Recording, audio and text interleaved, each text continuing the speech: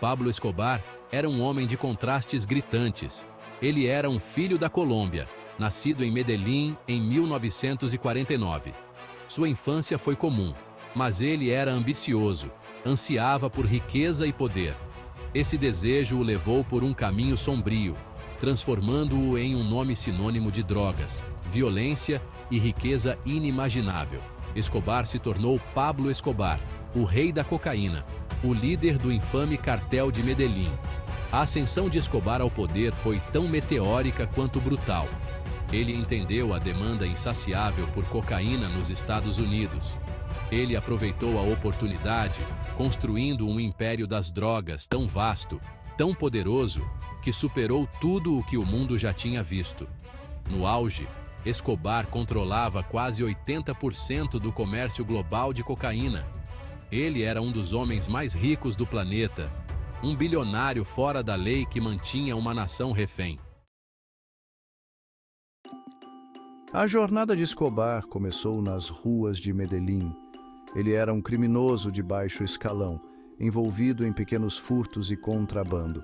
Ele logo percebeu que a cocaína era seu bilhete para riquezas inimagináveis.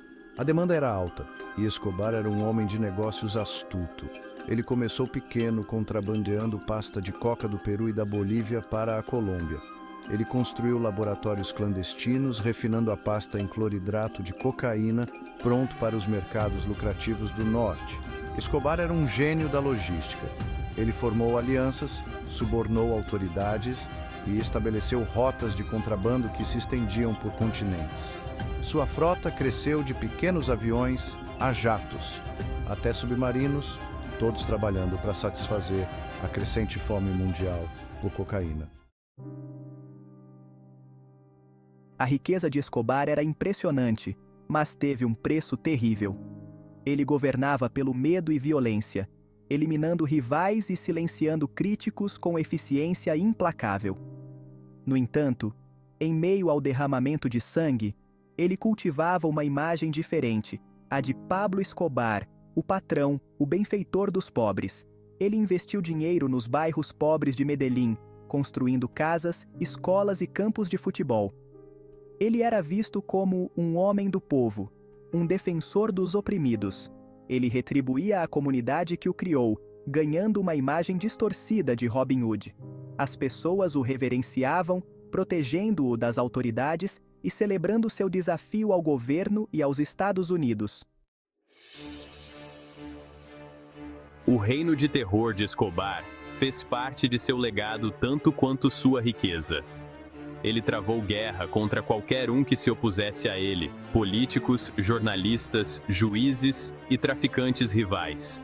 Carros-bomba se tornaram comuns nas cidades colombianas. Assassinatos eram realizados em plena luz do dia. A nação era mantida refém de seu medo.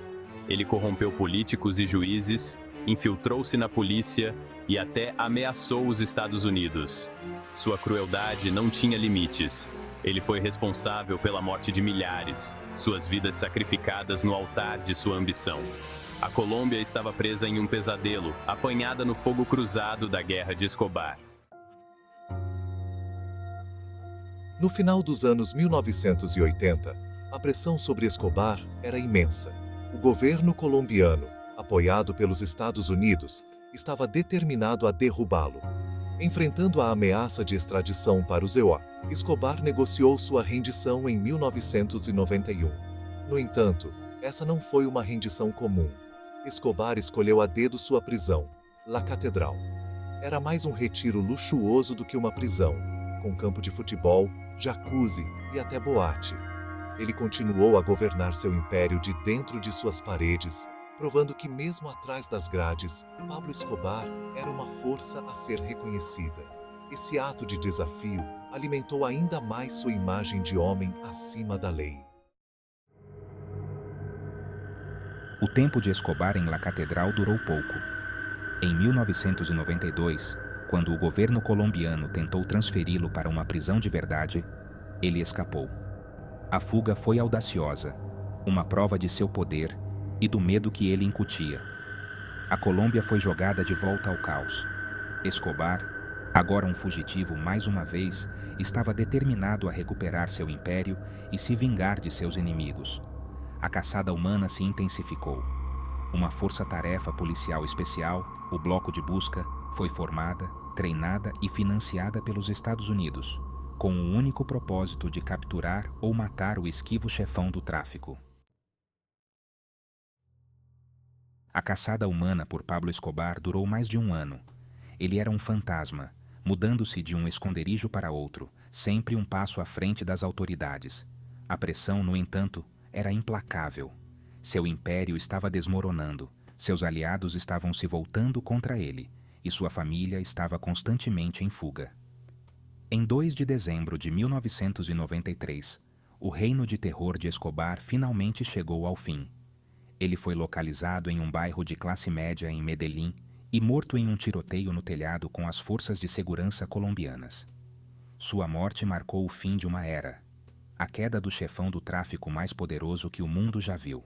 A Colômbia deu um suspiro coletivo de alívio. O legado de Pablo Escobar é complexo e contraditório. Ele foi um criminoso implacável, responsável por inúmeras mortes e sofrimento indizível. Ele também era visto por alguns como um herói popular, um símbolo de resistência contra um sistema corrupto.